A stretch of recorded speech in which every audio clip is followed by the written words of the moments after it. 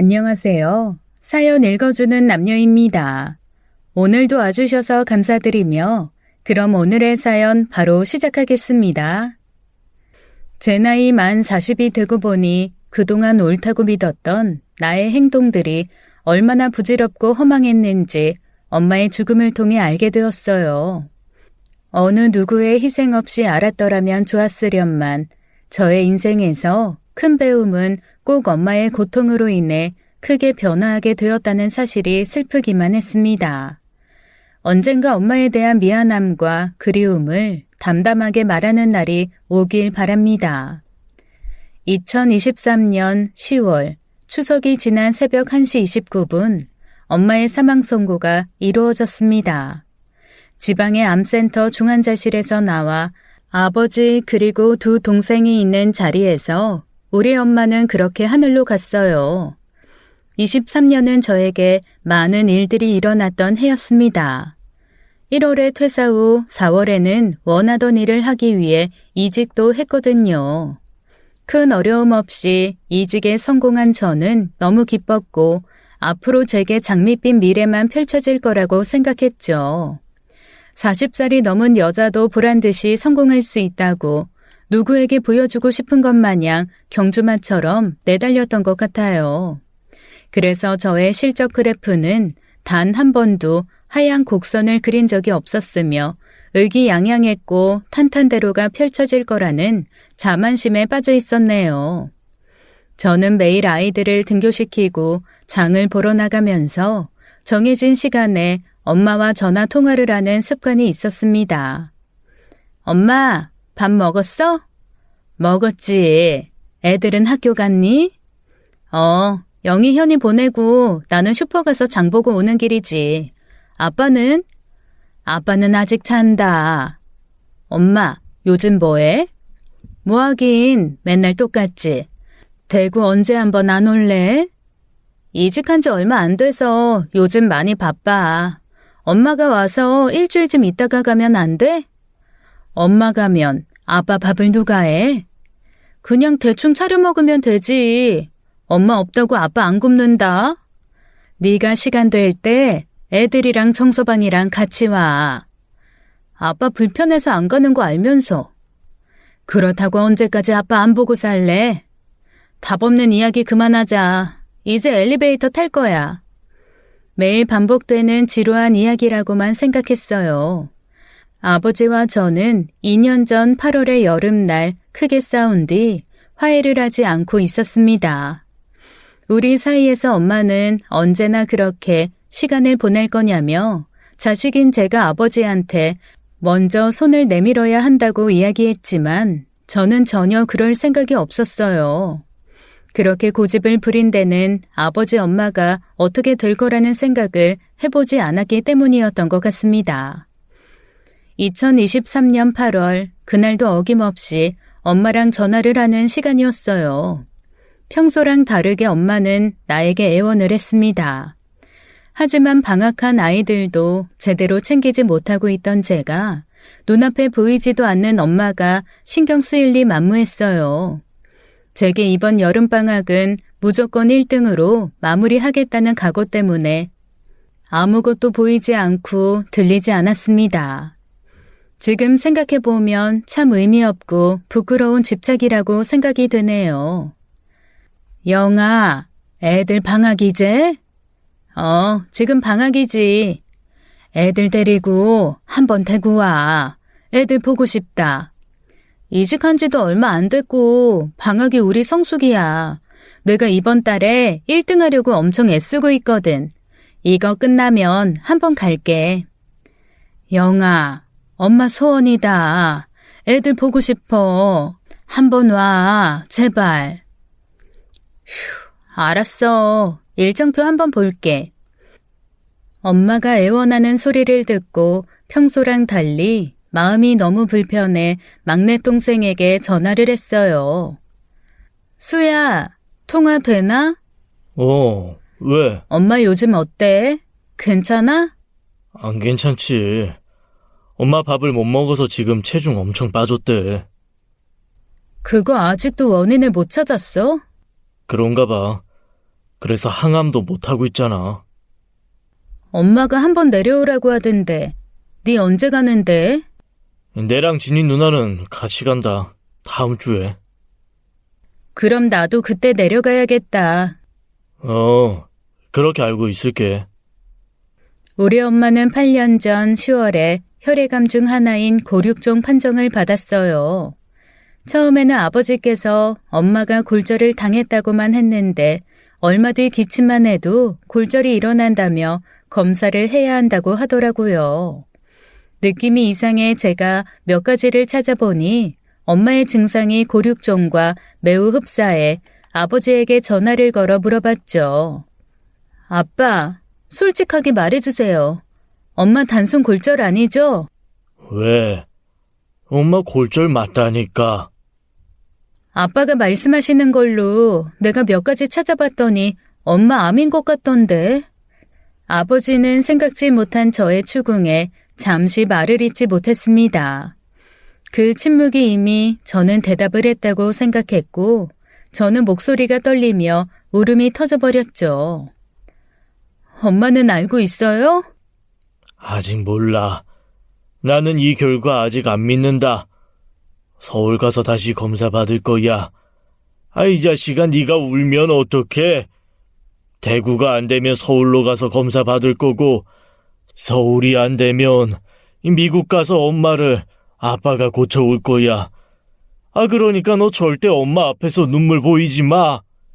엄마가 얼마나 겁나겠냐. 그렇게 말하는 아버지가 제일 겁먹은 것 같은 목소리였어요. 저는 아버지를 위해서 울음을 삼켜야 했습니다. 네, 그렇게 알고 있을게요. 서울대 병원에 고륙종을 전문으로 보시는 선생님이 계시다고 하여 수단과 방법을 가리지 않고 가장 빠르게 예약을 잡았어요. 저는 엄마 때문에 암 병동에 처음 가보게 되었는데 생각보다 젊은 사람들이 많다는 사실에 적잖이 놀랐습니다. 선생님을 만나 직접 엄마의 병에 대한 이야기를 듣기까지는 절대 믿지 않았지만 좋지 않은 예감은 항상 정확한가 봐요. 제가 예상했던 그 병이 맞더라고요. 암 환자의 보호자들은 교육을 받아야 한대요. 엄마는 우리가 교육받는 모습도 그대로 지켜보았어요. 엄마의 기분은 어땠을까요? 자신이 암에 걸렸다는 사실이 믿어지기나 할까요? 오히려 제가 더 전전긍긍하며 엄마의 기분을 살폈지만 엄마는 제 염려와는 달리 평소와 다름없이 생활했던 것 같았어요. 하지만 아무 말 없는 그 침묵이 저를 더 괴롭게 만들었습니다. 서울에서 검사를 하고 치료 계획을 세우는 동안 엄마는 우리 집에서 머물기로 하고 남편과 이 문제에 대해 이야기를 나누었어요.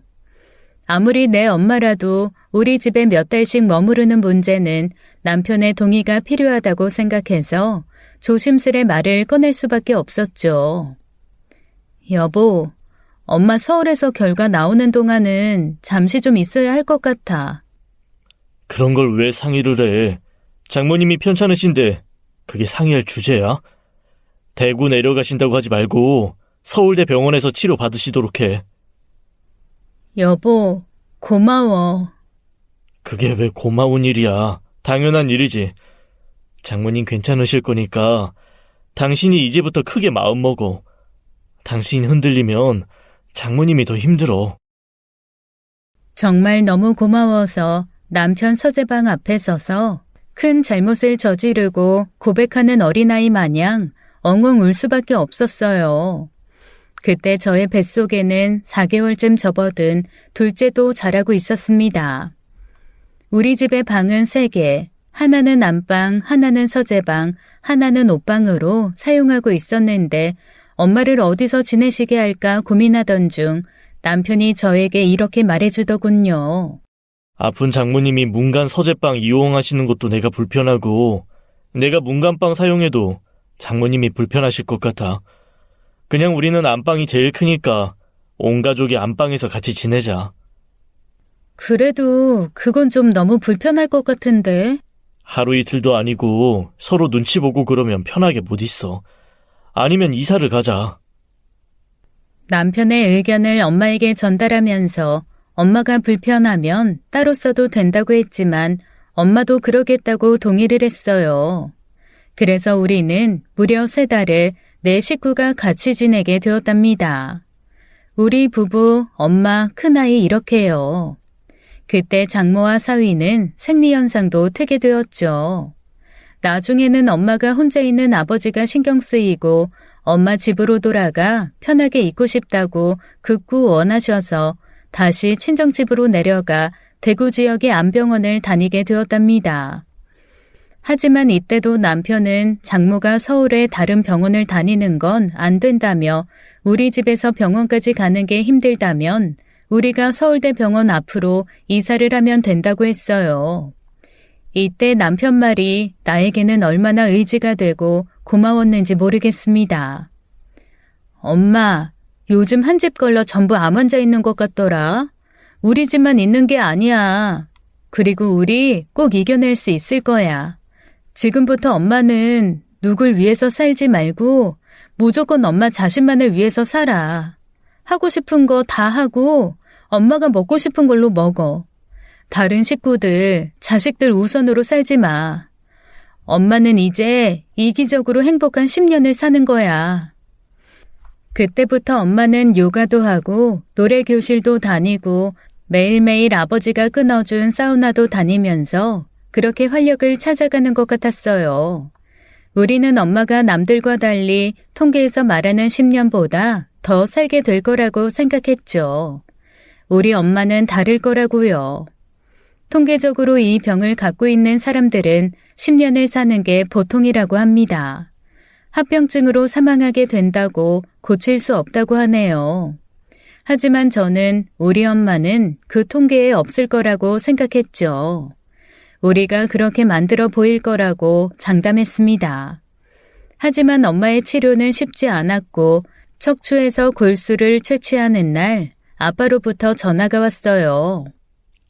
형아, 내 평생에 엄마 때문에 처음 울었다.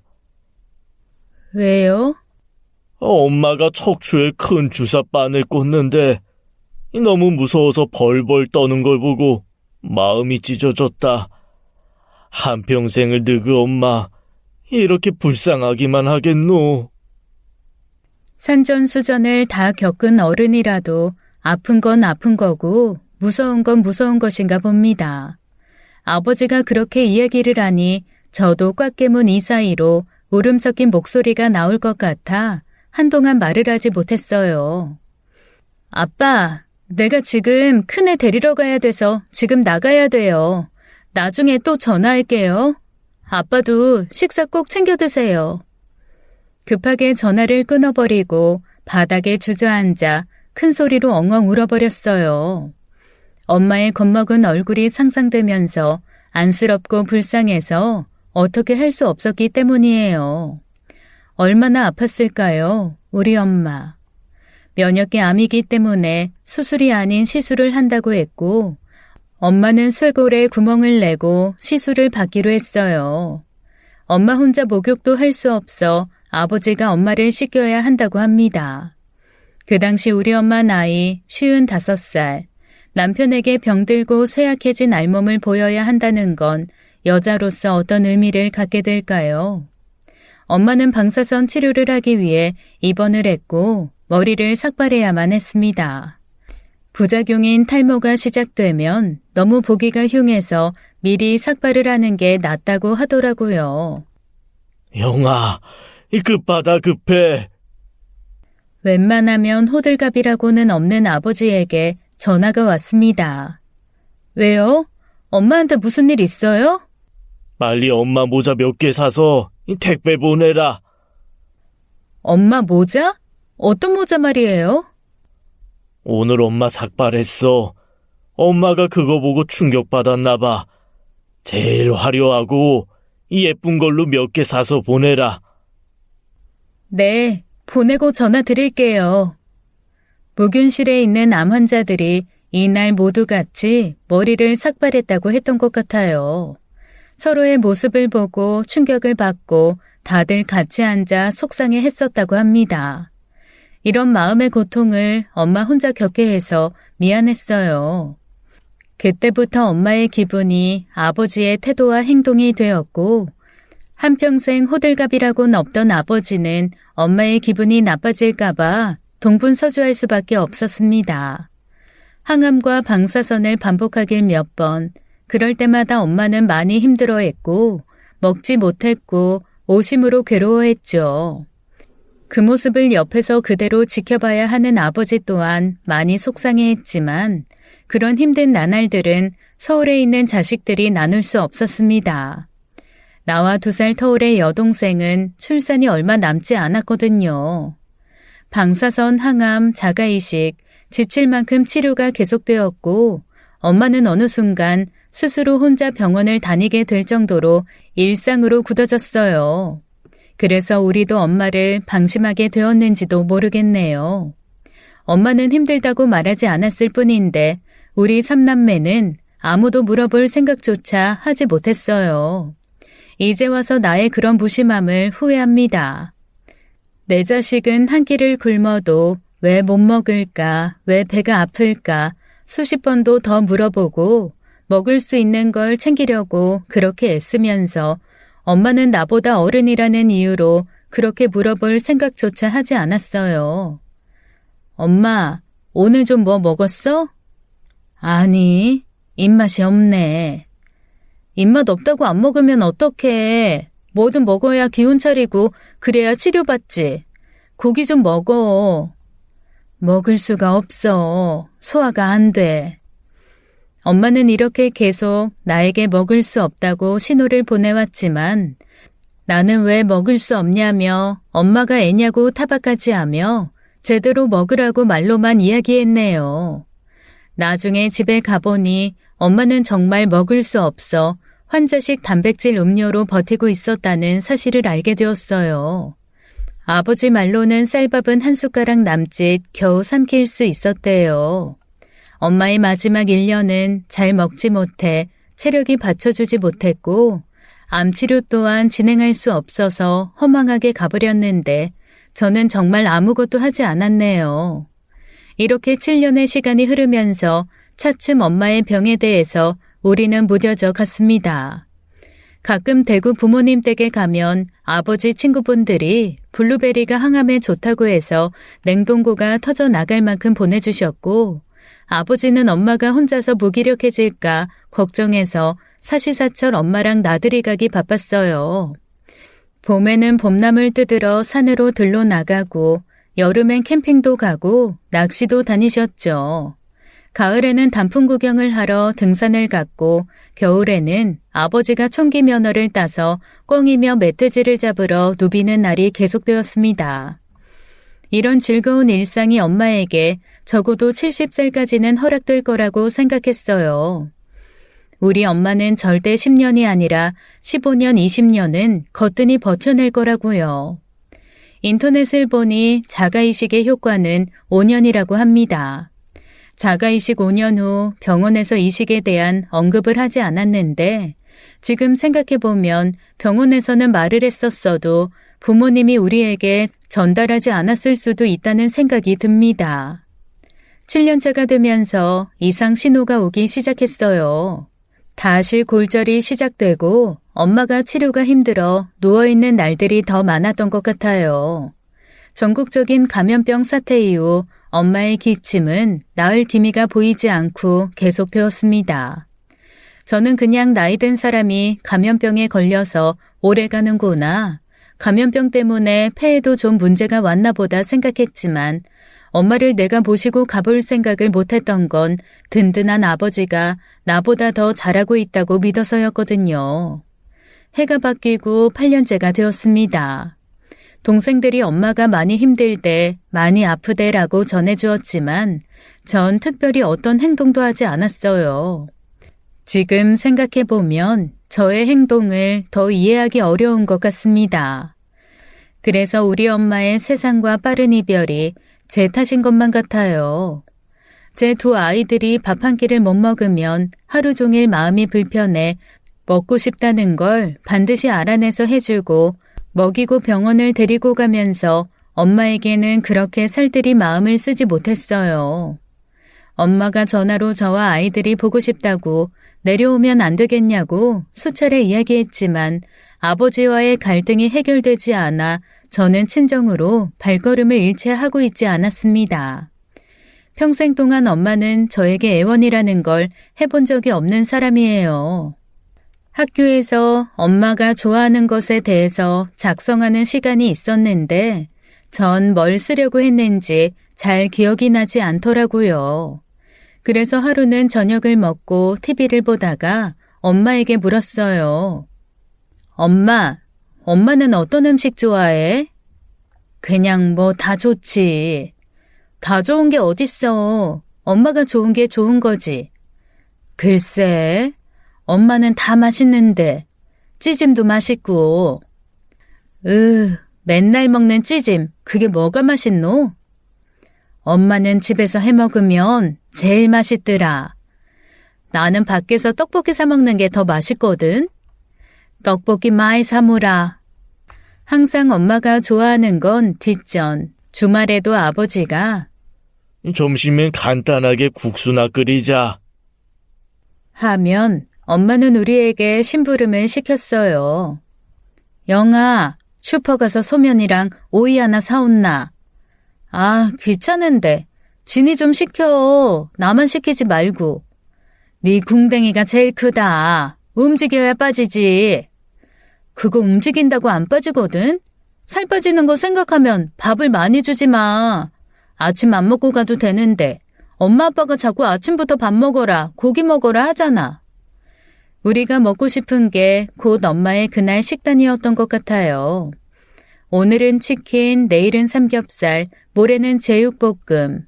심지어 주말 아침에 제가 해물탕이 먹고 싶다고 하면 새벽 수산시장에 가서 해물탕 재료를 사와 주말 아침부터 우리 가족은 곰솥 한가득 해물탕을 끓여 먹었습니다. 그게 우리는 다른 집들도 그렇게 하는 당연한 일인 줄만 알았거든요. 세상 모든 엄마들이 아침부터 삼겹살을 굽고 새벽에 수산시장을 나갔다 오는 줄만 알았어요. 3남매가 있는 우리 집은 하루에 몇 번이고 먹고 싶은 메뉴들이 많았고 제 기억에는 못 먹는다라는 말을 들어본 기억이 없는 것 같아요. 그래서 엄마는 엄마가 먹고 싶은 메뉴를 말할 틈이 없었을지도 모르겠습니다. 엄마가 이렇게 하고 싶고 먹고 싶다는 게 없어서 우리는 그걸 너무 당연하게 생각하고 있었던 것 같아요. 엄마가 도저히 먹을 수 없어 못 먹는다고 했을 때도 우리는 그게 별로 아무렇지 않았던 이유는 뭘 먹고 싶다는 걸 들어본 적이 없어서였나 봐요. 정말 바보 같죠? 우리 엄마도 먹고 싶은 게 많았을 텐데요. 위하수증이라는 증상으로 위가 내려앉아 장기를 눌러 소화를 시킬 수 없어 먹을 수 없었다고 하던데 조기 발견하고 치료했더라면 늙은 아버지에게만 이 문제를 맡겨두지 않았더라면 제가 내 새끼 보듯 그렇게 병원을 뒤져 반드시 알아냈더라면 엄마는 좀 더 제 옆에 살고 있었을까요? 통계에서 말하는 10년이라는 시간이 우리 엄마에게도 허락되었을까요? 아이들과 함께 입원한 엄마를 그해 처음으로 봅니다. 엄마가 제 기억 속 엄마가 아니었어요. 엄마는 뼈 위에 마르고 건조한 가죽을 씌워놓은 것 같았고 온몸의 피부색은 빛바랜 쥐색처럼 보였습니다. 심지어 눈동자 또한 탁하게 변했으며 온몸의 기운이 빠져 있었어요. 엄마는 어느새 지팡이에 의지하지 않으면 걸을 수 없을 정도로 약해져 있었어요. 많이 미안했습니다. 저는 그 당시 저 자신의 행복과 고통이 최우선이었어요. 누가 저를 돌봐줄 필요 없이 스스로 가장 꼿꼿하게 서 있어야 한다고만 생각했죠. 각자 도생, 인생은 각자 사는 것, 스스로 일어나지 못하면 그건 이미 의미 없는 인생이라 치부하며 그 가치를 바닥에 떨어뜨렸던 것 같습니다. 그 행복은 저 혼자만 있어서는 절대 이루어질 수 없다는 걸 어리석게도 그때는 알지 못했어요. 엄마, 미안해. 화 좀 내지. 애들 보고 일하느라 바빴잖아. 엄마 이렇게 될 때까지 모르고 진짜 미안해. 병원 밥은 너무 맛이 없다며 엄마는 새콤한 게 먹고 싶다고 했어요. 그래서 유부초밥과 엄마가 좋아하는 호박죽을 포장해 주었더니 엄마는 모처럼 맛있게 먹었다고 했습니다. 알고 보니 엄마가 먹고 싶었던 건 너무나 사소한 것들이더라고요.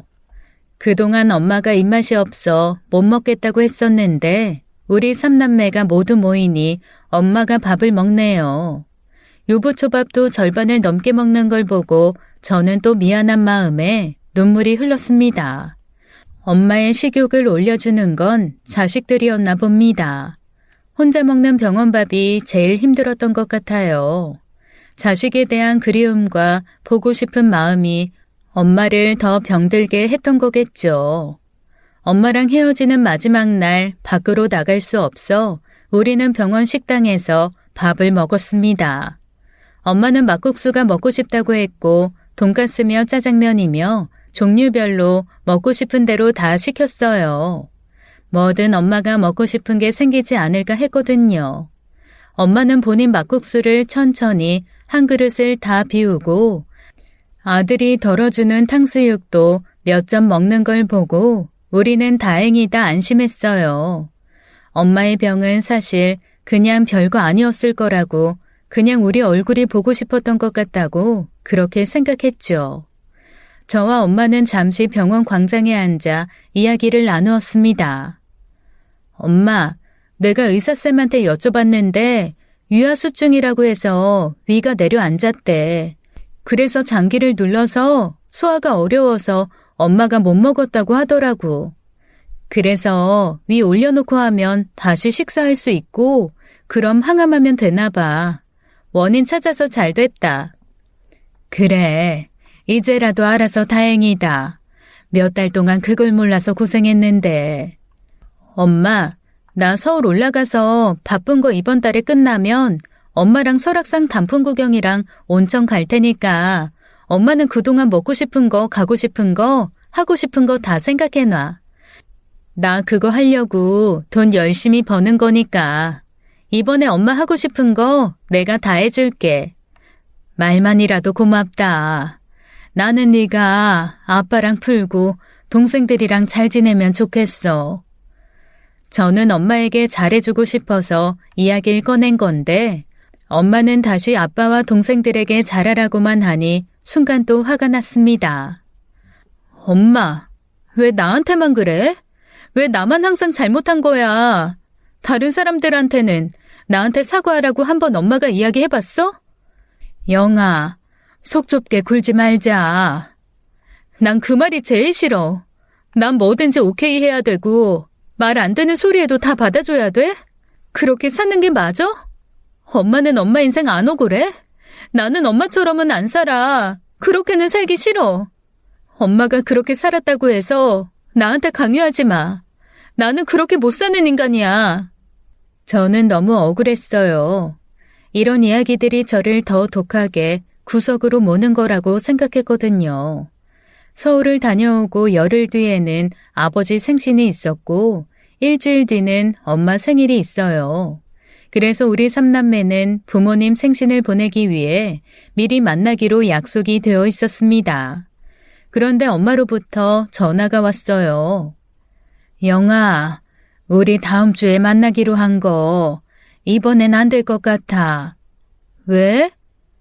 컨디션이 좀 안 좋아서 그냥 쉬고 싶다.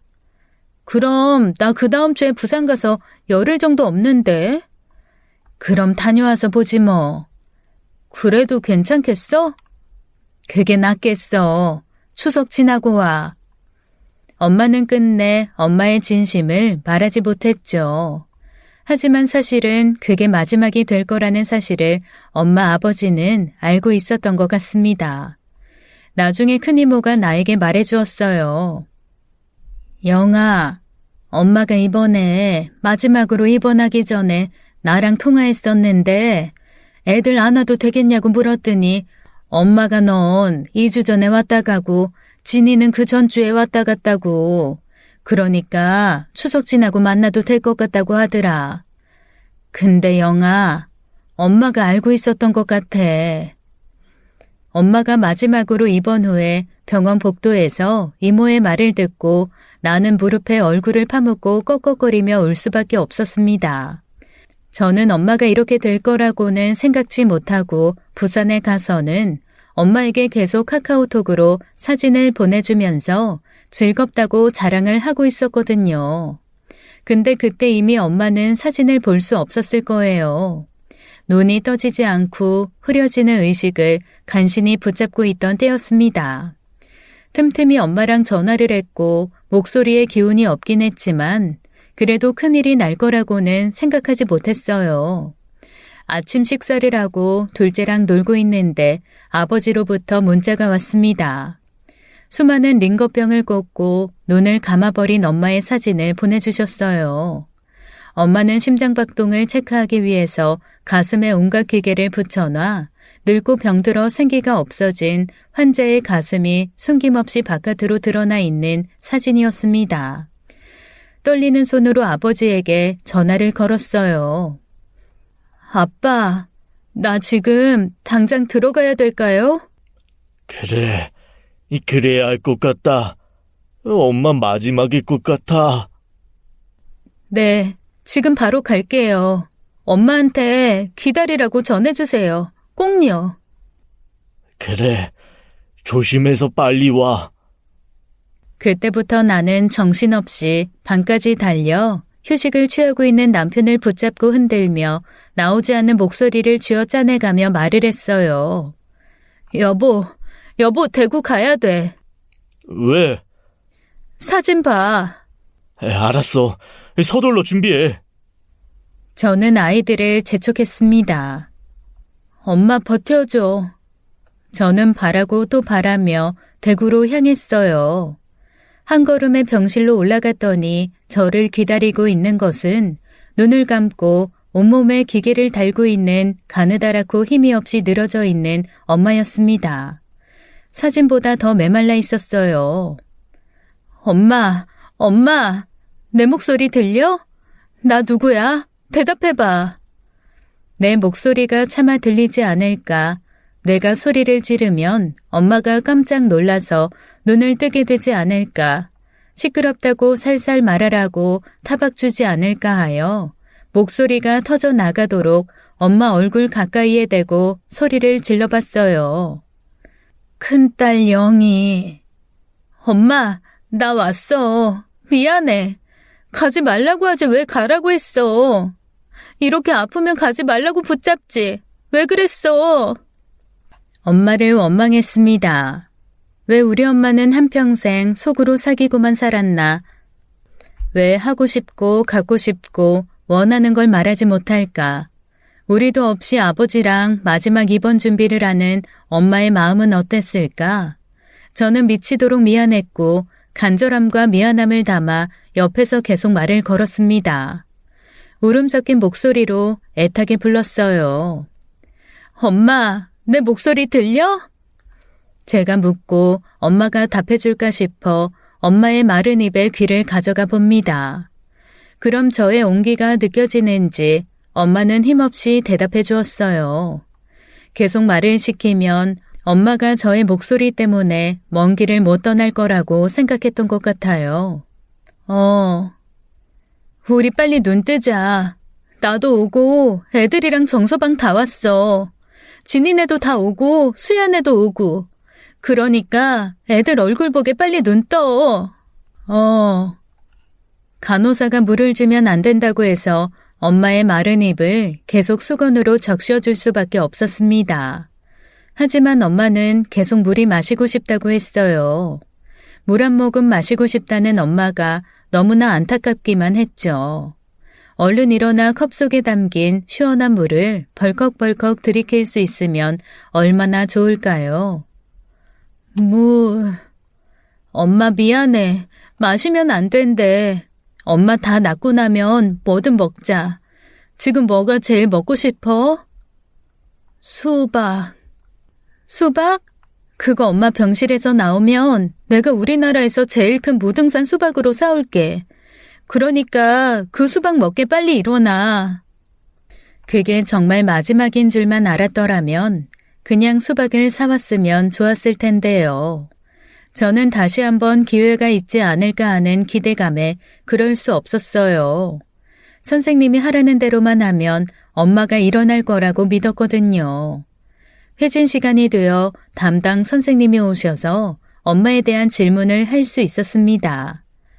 선생님, 우리 엄마 지금 어때요? 사실 지금은 언제 어떻게 되든 이상한 상태가 아니에요. 가족들이 마음의 준비를 하셔야 해요.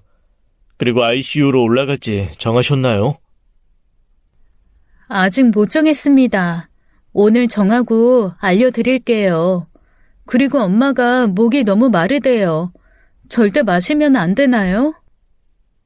그럼 아주 소량만 흘려 넣어주세요. 네. 저는 엄마에게 드디어 물을 줄 수 있다는 기쁨에 종이컵에 물을 받아 숟가락으로 흘려 넣어주었습니다. 그 모습을 보고 간호사가 달려와 제지를 했어요. 보호자분, 어머니 물 드리면 안 돼요. 선생님께서 허락하셨는걸요? 그래요? 아마 간호사는 알고 있었겠죠. 엄마가 마지막이라 이제 치료가 무의미하고 물이건 뭐건 간에 엄마에게 마지막 소원을 들어준 것이라는 걸요. 저는 엄마가 물을 마셔도 된다는 사실에 신나 있었을 뿐 그게 무얼 의미하는지 몰랐습니다. 저는 기적을 꿈꿨습니다.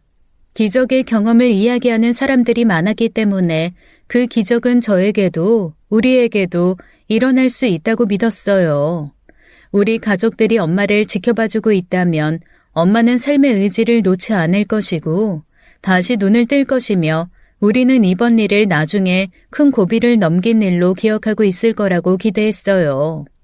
지금은 힘든 터널을 지나고 있을 뿐이니 우리가 포기하지 않으면 엄마는 절대 우리 곁을 떠나지 않을 거라고 굳게 믿었습니다. 엄마가 다시 입원했다는 소식에 외가 식구들이 모두 찾아왔어요. 아이고 미화야, 왜 다시 누워있노? 언제 일어나려고 다시 누웠어? 눈 좀 떠봐. 내 목소리 들려? 엄마가 물 먹고 싶대. 제가 엄마 링거 꽂힌 팔을 건드리지 않고 물을 먹이려고 엉거주춤 어설프게 하는 걸 본 이모가 도와주었습니다. 미화야, 안 되겠다. 영희가 하고 싶어 해도 해본 적이 없으니 영희 혼자 못해. 내가 니를 볼게. 그 소리를 들은 엄마가 고개를 흔들어 거절했어요. 엄마, 어설퍼도 내가 해줄까? 나하고 진이가 할까? 그 소리를 듣고 고개를 힘없이 위아래로 움직였습니다. 엄마가 그렇게 자신의 의견을 표현한다는 것에 저는 기뻤어요.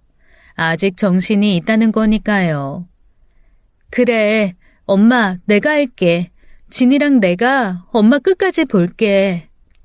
저는 엄마가 바라는 대로 해줄 거라고 엄마가 듣도록 아주 크고 씩씩하게 대답했죠. 엄마가 듣고 있으니까요. 제 목소리를 엄마가 알고 있잖아요. 엄마가 딸들이랑 있고 싶은갑다. 네가 못할 것 같아서 내가 해주고 싶은데 엄마가 니를 원하네. 응, 이모 마음만 받을게.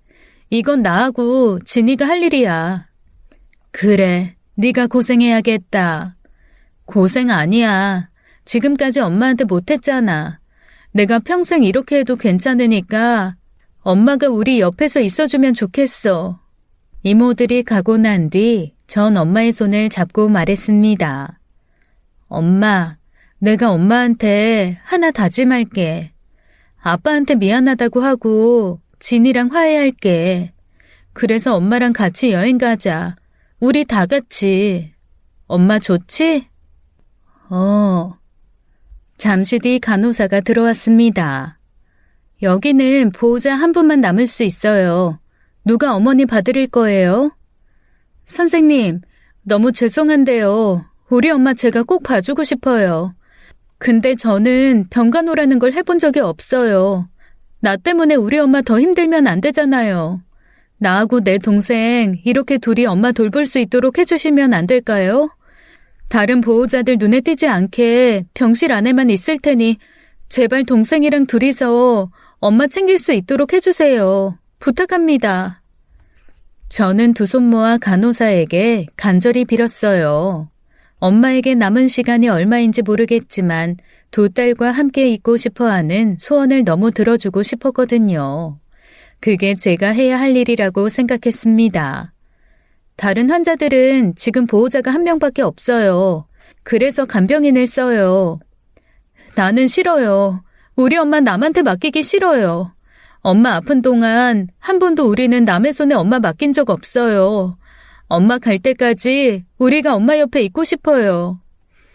흐르는 콧물을 닦지도 못하고 떼쓰는 아이들 마냥 발을 동동 구르며 부탁을 했습니다.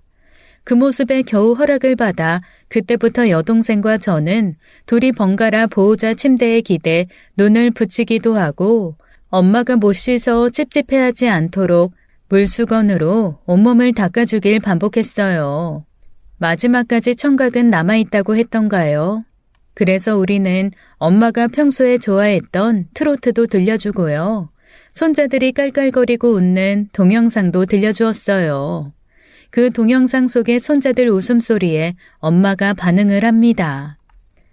진아, 엄마 심박수도 올라가고 산소 포화도도 올라갔어. 애들 목소리 듣더니 엄마가 반응했어. 그럼 엄마 안 심심하게 계속 다른 거 들려주자. 우리는 좋은 신호라고 생각하고 엄마랑 계속 말을 하고 귀에 다양한 소리를 들려주기 시작했습니다. 특히 엄마는 손주들 노는 소리에 반응을 했어요. 하지만 밤이 되고 새벽이 되면 다시 나빠졌습니다. 몸을 이리 돌리면 산소 포화도가 떨어지고 다른 방향으로 돌리면 열이 나길 반복했죠. 그럼 다시 엄마의 옷을 벗기고 동생과 물수건으로 내내 닦아서 열을 내렸어요. 갑자기 기계에서 경고음이 들리고 간호사들이 들어옵니다.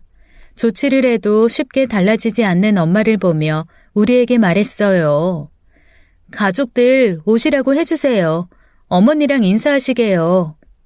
우리는 그 소리에 울며 불며 아버지한테 전화를 했죠.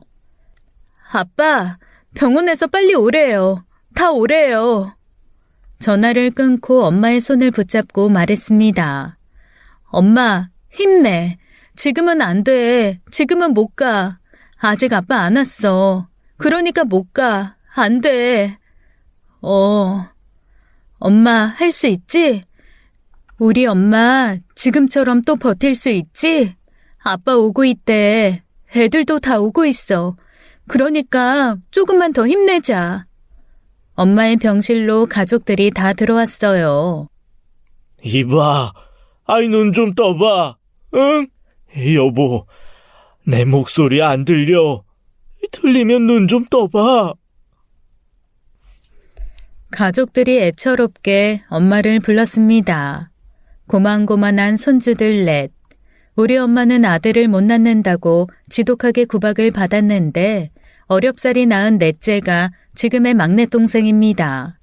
그 시절이 그랬던 것처럼 원래 셋째가 아들이 아니라는 이유로 세상 빛을 보지 못했어요. 그래서 엄마한테 가장 소중한 사람은 아들인 막내라고 생각했었죠. 그걸 우리가 보상이라도 해주듯 저와 내 여동생은 각자 아들만 둘씩, 그러니까 무려 넷이나 손자만 낳았습니다. 우리가 넷을 그렇게 아들만 낳았을 때 부모님은 이제 아들은 그만 있어도 되겠다며 크게 웃으셨던 기억이 납니다. 이제 엄마의 귀한 아들이 손녀를 뱃속에 품고 있었어요. 엄마, 이제 손녀 나와도 되지? 아들 소원은 우리 딸들이 다 풀었지? 저는 엄마를 보며 생각합니다. 아이들이 병실에 있을 수 없어 나머지 가족들은 복도에서 대기를 하고 다시 나와 여동생이 남았어요. 시간이 더디게 흘렀으면 했습니다. 1분 1초. 나는 평생 이 병실에서 엄마 얼굴만 마주보고 살아도 되니 엄마가 이야기는 못해도 대답만 할 수 있을 정도만 되어도 좋으니 아직은 데려가지 말아달라고 허공에 빌었습니다. 아빠, 엄마, 누구? 아빠, 엄마 아들 불러줘? 엄마는 고개를 저었습니다. 아빠? 아빠라는 질문에 겨우 고개를 끄덕였습니다. 아빠, 엄마가 아빠 찾아요. 빨리 들어가 보세요. 엄마의 마지막은 엄마가 가장 힘들게 낳은 아들이 아니었어요. 평생을 지지고 볶고 싸우며 살부비고 산 남편이었나 봐요. 여보, 나 불렀다며? 아이, 눈 좀 떠봐. 엄마의 두 손을 아빠가 잡고 흔들어요. 엄마는 힘없이 가느다랗게 마지막 힘을 내어 눈을 뜨려고 애썼죠. 고마워. 고마우면 눈 감지 말고 떠. 뜨고 이야기를 해줘. 아버지는 흐느껴 우셨고 이 말이 엄마의 마지막 말이었습니다. 엄마는 꼭 아버지에게 엄마의 진심을 전하고 싶었을 거예요. 그렇게 가기 마지막 1년 하루가 멀다 하고 병원을 오가니 엄마가 아버지에게 너무 미안해 얼굴 보기가 힘들다고도 했었거든요. 그날 아침 엄마는 완전히 의식을 잃었으며 눈을 뜨지도 못했고 대답을 하지 못하는 상태가 되었습니다. 선생님이 엄마의 연명치료를 결정하라고 하셨지만 사실 엄마는 이미 손쓸 수 없는 상태라고 이야기하시더군요. 전적으로 환자 보호자에게 선택 기회를 줄 뿐 엄마는 더 이상은 힘들다고요. 우리는 복도에 나가 온 가족이 모여 회의를 했습니다. 엄마 많이 고생했다. 많이 아팠어. 그만 아프게 하고 싶다. 저와 동생들은 말을 잇지 못했고 아버지는 엄마를 아프지 않게 보내주는 게 맞을 것 같다고 했어요. 심폐소생술을 하게 되면 약해진 엄마의 뼈가 유리 파편처럼 부서져 온 장기를 뚫어 고통 속에 겨우 숨만 붙여놓으면 엄마가 더 아프다면서요. 저는 홀로 다시 병실로 들어가 엄마에게 물어보았습니다. 엄마, ICU 올라가면 많이 힘들고 아프대. 그래도 엄마 해보고 싶어? 저는 다시 울음이 터졌어요. 엄마, 살고 싶지? 우리 엄마 더 살고 싶지?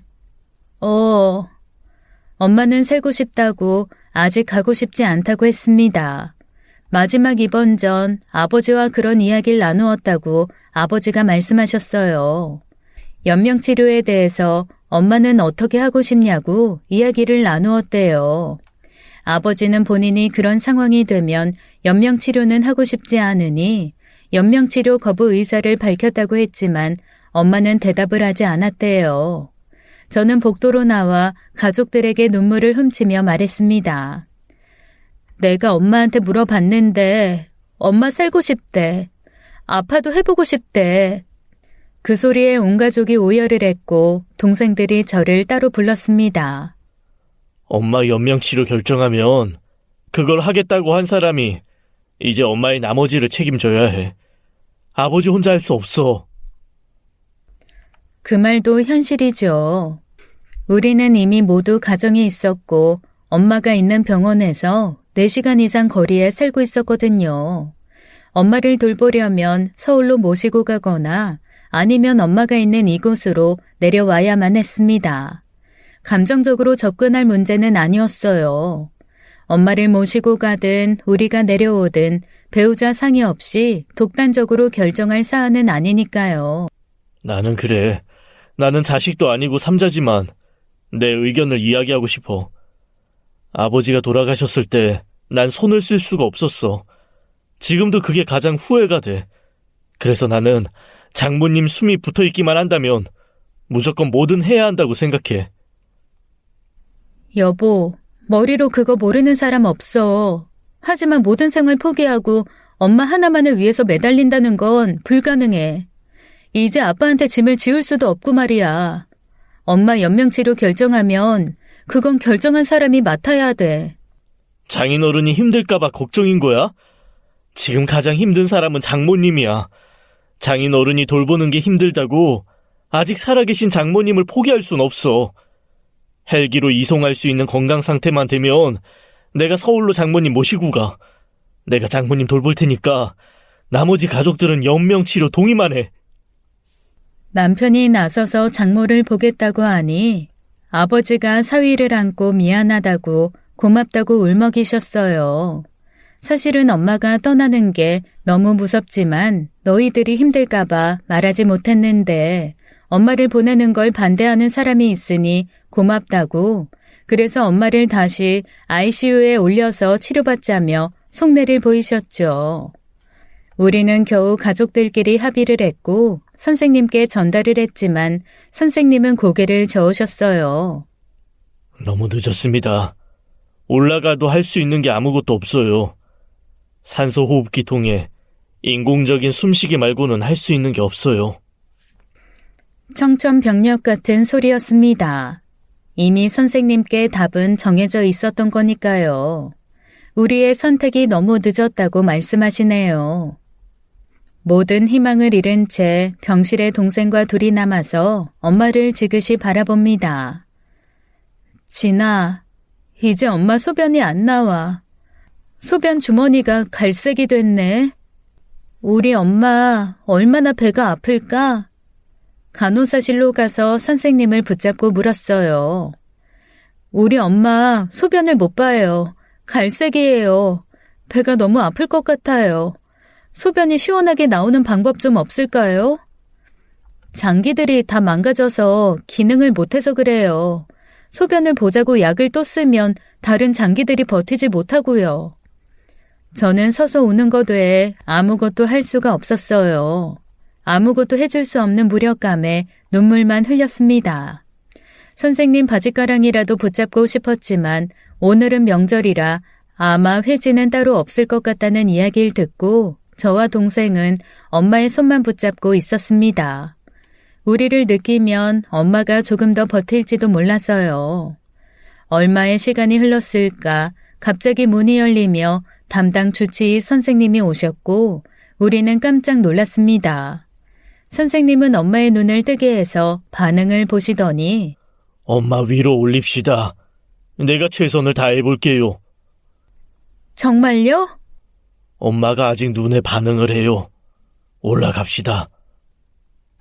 엄마가 소변도 못 봐서 배가 아플 것 같다고 두 자매가 병실에서 우는 모습을 보고 간호사가 선생님께 전화를 걸었다고 하셨던 것 같아요. 선생님이 오셔서 방법이 있을지 봐주시면 좋을 것 같다고 연락드렸다고 말이에요. 저는 다시 아버지에게 전화를 걸어 선생님의 말씀을 전달했더니 아버지는 너무 기뻐하시더라고요. 아마 우리보다 아버지가 제일 좋아하셨던 것 같습니다. 우리는 다시 태어난 것처럼 너무 좋아하며 ICU로 이동을 하며 희망찬 이야기를 나누었어요. 나는 엄마가 병실에서 누워있기만 해도 좋아. 말 못해도 괜찮아. 눈 뜨고 우리를 알아보기만 하면 나는 바랄 게 없어. 우리 다 모인 거 엄마가 한 번만 볼 수 있는 희망만 있다면 난 다 할 거야. 기대에 부풀어 좋아했습니다. 엄마가 내 옆에 있을 수만 있다면 평생을 병간호하고 살아도 괜찮다. 너희 엄마 없는 세상이 너무 무서워서 견딜 수가 없어. 엄마 없는 아버지는 이렇게 약했구나 하는 생각이 들면서 아버지가 달리 보이기 시작했습니다. 엄마가 아프기 시작하고 지금까지 8년 동안 남의 손에 엄마를 맡긴 적이 없는 아버지였거든요. 저는 아버지가 항상 그렇게 굳건할 줄만 알았는데 아버지도 어쩔 수 없는 나약한 인간이었나 봅니다. 엄마를 낮에 병원에 데리고 가기 위해 아버지는 일도 야간으로 바꾸었고 마치고 집에 오면 다시 엄마를 데리고 병원으로 가기를 반복하며 그렇게 8년을 살아오셨어요. 이제 엄마 들어갔으니 우리도 밥 먹고 오자. 난 싫은데. 엄마 옆에 있고 싶은데. 여보, 여기 들어가면 못 봐. 정해진 시간만 면회가 돼. 당신이 있는다고 해서 달라지는 게 없어. 저는 떨어지지 않는 발걸음으로 식당으로 갔습니다. 가자마자 공깃밥 하나를 받아 대충 양념에 밥을 비벼 김치를 올려 입안이 터져 나가도록 우겨 넣었어요. 언니야, 밥 좀 천천히 먹어. 체하겠다. 엄마가 내가 자리에 없을 때 그렇게 됐잖아. 자리 비우면 안 될 것 같아. 빨리 먹고 갈래. 5분 만에 급하게 먹고 자리에서 일어서는데 병원으로부터 전화가 왔습니다. 보호자에게 연락이 닿지 않아 병원에서 임의로 심폐소생술을 진행했다고 했어요. 한 번 더 심정지가 오면 되돌릴 수 없어요. 오늘이 고비예요. 밥 따위가 뭐라고. 밥 먹자고 자리를 비운 나의 머리를 쥐어박으며 엄마의 병실 밖에 차가운 은박 돗자리 한 장을 폈습니다. 나는 이제 엄마 마지막까지 여기서 움직이지 않아요. 밥 먹으라고 하지 마세요. 내가 자리 비우면 안 될 것 같아요. 엄마의 마지막 순간에 아무도 없으면 안 되잖아요. 엄마가 마지막을 버티고 있다는 소식을 들은 사람들이 찾아와 우리는 아무도 없는 복도에서 정막을 이겨내고 있었습니다. 뭔가 소식이 들려오길 간절히 바랬죠. 날이 어두워졌지만 엄마로부터 아무 연락이 없어 걱정이 된 저는 안부가 궁금해 병실벨을 눌렀습니다. 어머니께서는 약하게 계속 투석을 하고 있어요. 투석기를 끄지 않습니다. 그럼 우리 엄마 얼굴 한번 봐도 돼요? 우리 엄마 혼자 있어서 무서울 것 같아요. 내가 손만 잡아주고 올게요. 마음 단단히 먹으세요. 어머니가 많이 바뀌어져 있을 거예요. 전 그 말이 무슨 의미인지 몰랐어요. 엄마가 나아지라고 들어간 병실인데 바뀐다는 게 무슨 소리일까요? 집중치료실에 있을 때보다 더 나아졌을 거라는 기대로 엄마를 만나러 들어갔는데 간호사가 걷은 커튼 뒤에 엄마는 사람이 아닌 약품 처리된 시체처럼 보여 저는 뒷걸음질 칠 수밖에 없었습니다. 우리 엄마 왜 이런 모습이에요? 약 때문에 그래요. 간이 제 기능을 못하는 상태에서 약이 들어가니 황달이 온 거예요. 그래도 온기는 있지 않을까 기대하며 잡은 손은 이미 식어버렸습니다. 저의 고집으로 엄마를 더 힘들게 만든 것 같아 미안할 뿐이었어요. 이제는 정말 마지막인가 봅니다. 선생님, 엄마 보내주고 싶습니다. 우리 엄마 더 아프면 안 될 것 같아요. 괜찮으시겠어요? 우리 엄마도 최선을 다한 것 같아요. 더 두면 우리 엄마 고통만 더할 것 같아요. 전달하겠습니다. 병실에서 엄마를 보고 나온 저를 둘러싸고 모든 사람이 엄마의 소식을 궁금해했어요. 엄마, 보내달라고 했어. 사람들이 웅성이며 저를 탓하는 말을 하기 시작합니다. 봐라, 내가 고생한다고 울리지 말라고 하지 않더냐. 왜 엄마를 더 고생시켰냐. 다 욕심이다. 저는 화살바지가 되어 날아오는 화살들을 온몸으로 받아내는 중이었어요. 엄마가 살고 싶다고 했어. 우리 엄마가 본인이 살고 싶다고 했다고. 누구든 엄마 본인 목숨 가지고 이러쿵저러쿵 하지 마. 우리 엄마가 선택한 거야. 나는 엄마가 하고 싶은 만큼 해주는 게 맞다고 생각해. 저의 선택을 잘못했다고 하는 사람들에게 목이 터져나가라 소리를 질렀습니다. 엄마와 저는 당연히 해야 할 일을 했던 거라고 말이죠. 누구의 인생도 아닌 엄마가 본인 스스로 결정한 거예요. 자정이 지나 10월 2일 새벽 1시 19분, 저와 엄마는 이렇게 이별을 하기로 합니다. 63세, 짧으면 짧은 인생 중 8년을 암투병으로 보냈어요. 슬픔에 잠길 시간 따위는 우리에게 허락되지 않더라고요. 엄마를 덮어 영안실로 이동하는 그 길을 아버지와 두 동생들과 함께 걸어갑니다. 아빠, 고마워요. 나 혼자 이 길을 걷지 않도록 두 동생을 낳아줘서요. 그 순간 제가 혼자가 아니라는 사실에 얼마나 안도를 했는지 모르겠습니다. 아버지와 단둘이 이 길을 걸으며 엄마를 보냈더라면 슬픔에 매몰되어 저도 엄마를 따라가고 싶었을 것 같거든요. 남은 장례 절차에 대해 설명을 들었지만 귀에 잘 들어오지 않았을 뿐 아니라 속이 울렁거리고 토할 것만 같아 눕고만 싶었습니다. 평소에 좋지 않았던 오른쪽 눈이 다시 터질 듯 아파오는 것 같았어요. 저의 눈물은 아파서 그런 거예요. 엄마를 이렇게 보낸 죄책감이 아니라 정말 아파서 운 거예요. 너무 아파서요. 못난 자식이 제일 많이 운다더니 제가 딱 그렇네요. 아빠, 엄마 꽃 좋아하잖아요. 엄마 빈소에 꽃을 가장 많이 깔아주고 싶어요. 저의 말에 우리는 가장 큰 빈소를 대여했고 엄마 영정사진 주변이 예쁜 꽃으로 흘러넘치길 바랬습니다. 우리 엄마는 참 꽃 좋아하는 아름다울 미 꽃화 미화씨니까요. 집으로 돌아가 엄마의 영정사진으로 쓸 사진을 고르는데 저는 엄마를 보낼 준비를 한 적이 없어 영정사진 따위는 미리 찍어놓질 않았죠. 우리 엄마 이제 63살인걸요. 영정사진을 준비하기에는 너무 이른 나이잖아요. 마땅히 어떤 걸 골라야 할지 몰라 한참을 그렇게 앉아있으니 아버지가 사진을 줍니다. 오래 찍었다. 올해 아버지께서 어디 스튜디오 체험단에 당첨이 되어 엄마랑 단둘이 사진을 찍었는데 사진만 주고 원본은 안 주는 개자식들이라고 욕을 했다면서 그래도 이렇게 예쁘게 찍어줘 다행이라고 합니다. 언제 기회가 되면 소주 한 잔 사주고 싶다고 하면서요. 영정사진으로 쓰기에는 우리 엄마는 너무 밝게 웃고 있네요. 눈은 반달이고요. 입꼬리는 자연스럽게 귀까지 올라갔어요. 아버지랑 둘이 찍은 사진인데 정말 행복해 보였습니다. 아무도 우리 엄마가 아파서 세상 떠난 줄 모를 것 같은 사진입니다. 빈소의 상주와 조문객은 목이 터져라 슬퍼하는데 정작 엄마는 행복한 소풍을 떠나는 얼굴로 환하게 반겨줍니다. 사진 속의 엄마는 이렇게 말하는 듯 했어요. 괜찮아요. 이제는 고통을 벗어난 것 같아 행복하다고 하는 것 같았어요. 아이고 미화야, 왜 네가 먼저 가? 왜 그리 웃고 있어? 자식 새끼를 다 두고 발길이 떨어지드나. 안 된다 안 돼. 너무 이르다. 아이고.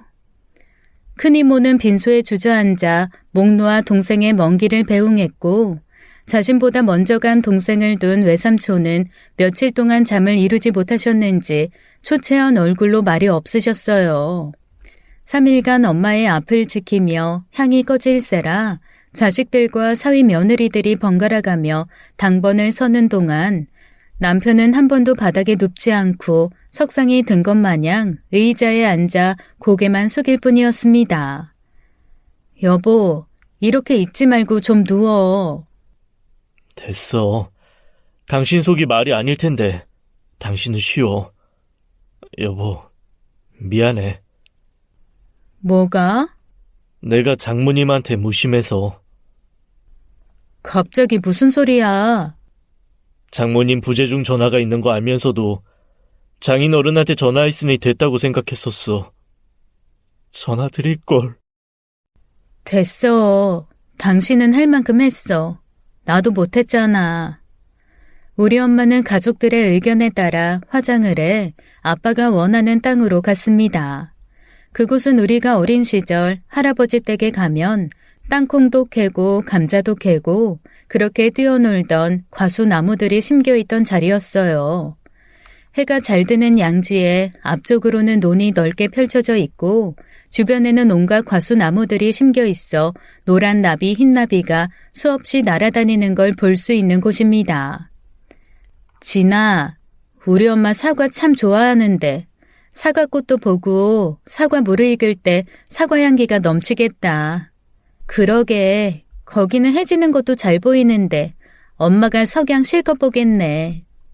우리는 하염없이 그 자리에 서서 엄마의 비석을 손으로 쓰다듬어 봅니다.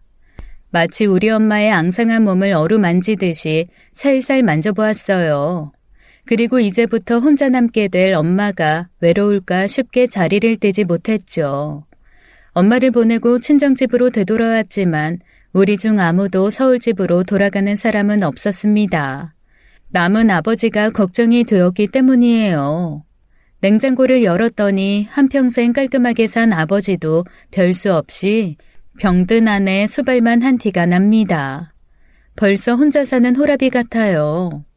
썩은 음식들을 죄다 꺼내버리고 닫고 새로 넣어놓고를 반복해 엄마가 없어도 혼자서도 식사를 하실 수 있도록 정리를 해봅니다.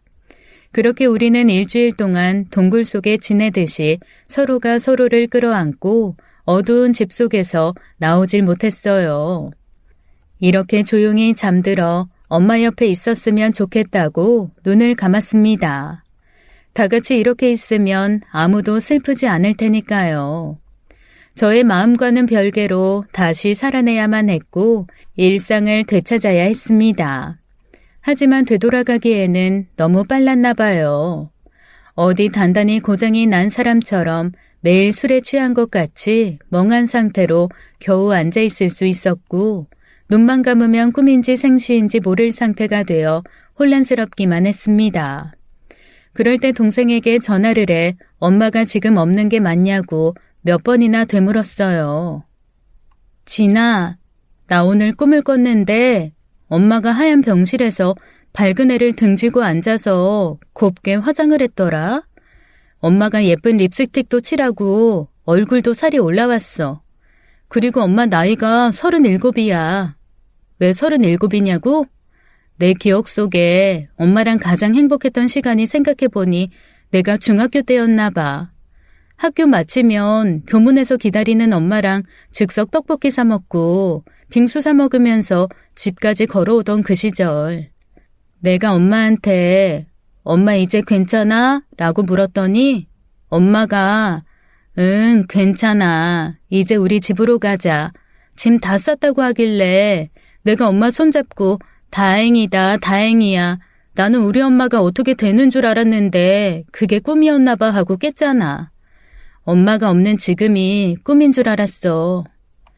나는 한동안 이렇게 꿈과 현실을 구분하지 못한 채 주변 사람들에게 엄마의 부재를 물어봤고 확인하고서야 시장에서 엄마 손을 놓친 아이 마냥 엄마 어디 갔어? 나 여기 있어. 빨리 데리러 와. 숨어서 지켜보지 말고 빨리 나오란 말이야. 하고 거실 바닥을 기어다니며 온종일 몸부림을 쳤어요. 삼남매가 눈에 밟혀서 엄마가 먼 길 떠나지 못하고 우리들 주변에 맴돌기만을 바랬습니다. 카카오톡에서 엄마를 아직 지우지 못했어요. 엄마가 없어도 엄마가 있는 것 같이 느끼고 싶었거든요. 나는 엄마가 없는 게 아니라 엄마랑 싸워서 잠시 말을 안 할 뿐이야. 언젠가 다시 엄마한테 그때 미안했다며 못 이긴 척 다시 수다 떠는 날이 올 것만 같아요. 알고 있습니다. 엄마를 위한다면 다시 정신 차리고 일어나 홀로 계신 아버지를 챙기고 내가 가족들과 사랑하며 살아야 한다는 것을요. 손에 꽉 쥐고 못 놓았던 일을 정리하기로 합니다. 회사에 퇴사 의사를 밝혔지만 잠시 쉬고 다시 복직을 하라고 했어요. 하지만 저는 더 이상 일이 중요하지 않게 되었습니다. 저의 가족들이 저의 부재를 느끼게 하고 싶지 않으니까요. 반드시 내 자신이 아니라 누구의 엄마, 누구의 자식도 괜찮은 것 같습니다. 2024년 3월 12일 회사 생활 마지막 날. 의외로 홀가분했어요. 이제 매일 백팩을 메고 나는 두 아이들이 하교하는 교문 앞을 기다립니다. 내 엄마가 교문 앞에서 나를 기다렸던 것처럼 나도 그렇게 하렵니다.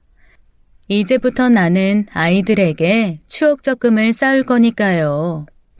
엄마를 보내고서야 지난날의 나의 아집을 후회하는 딸의 이야기입니다. 사랑합니다. 나의 엄마. 지금까지 사연 읽어주는 남녀였습니다.